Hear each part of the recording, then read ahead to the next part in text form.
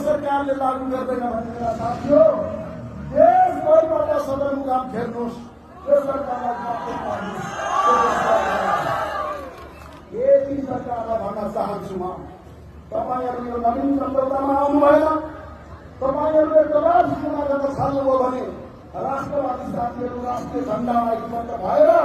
बङ्गलादेश जानुहोस्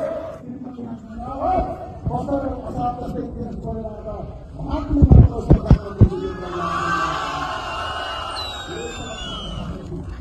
यो सामान्य कुरा होइन यो काम अहिले पनि तपाईँहरूको छुट्याइ छ नवीन सम्झौतामा आउनुहोस् राजा राख्नुहोस् प्रधानमन्त्री जनताले चुन्ने हो अहिलेको प्रधानमन्त्री तपाईँहरूले भोडाको हुने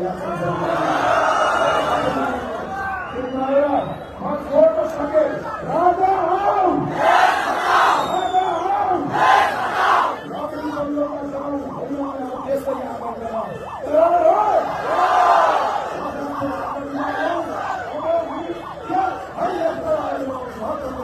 मलाई